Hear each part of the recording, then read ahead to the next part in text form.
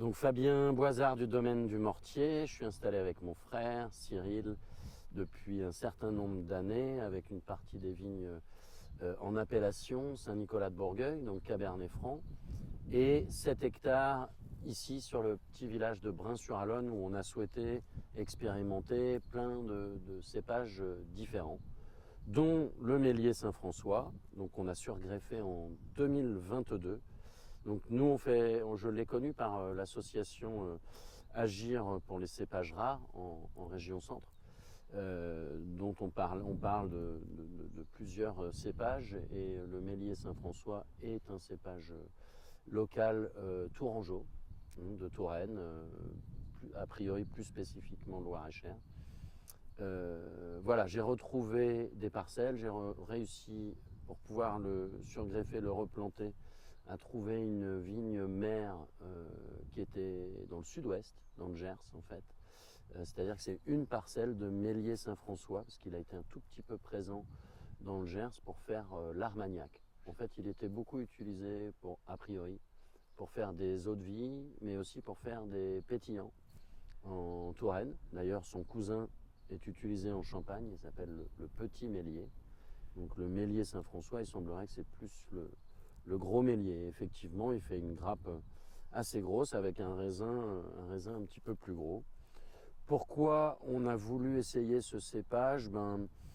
Entre autres pour ses petits degrés d'alcool, son acidité, donc ramener de la fraîcheur, ce qu'on a de plus en plus de mal ces 10 dernières années.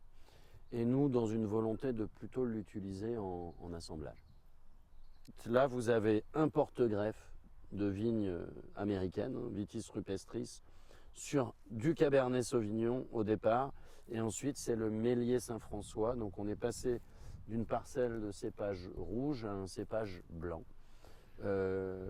Voilà, c'est aussi la tendance actuelle en France en tout cas, on boit de moins en moins de vin rouge et plus de blanc. Donc nous on souhaitait aussi modifier un peu notre encépagement et aller plus sur du blanc. Il semblerait, donc là maintenant nous on a 2 ans de recul, qu'il qu'il soit moins sensible au mildiou. Donc on a eu moins de dégâts mildiou. Voilà, par contre il est pas précoce, il est en milieu de maturité, on va dire, donc il peut être sujet et sensible au gel aussi. Mais par contre il est assez vigoureux, donc même après une période de gel, il semblerait qu'il va repousser assez vite et quand même faire quelques grappes. Donc vous assurez peut-être un peu à l'image du gros lot une demi-récolte. Même en cas de gel, et ici on est dans une zone assez gélive. Et donc nous là, depuis 2 ans, on l'utilise, on fait un pétillant naturel. Donc on l'assemble avec les gros lots noirs qui sont juste en face, et du Pinot Donis qui est un petit peu plus loin. Et lui, il est là vraiment pour nous apporter l'acidité, les petits degrés d'alcool, et donc la finesse de bulle.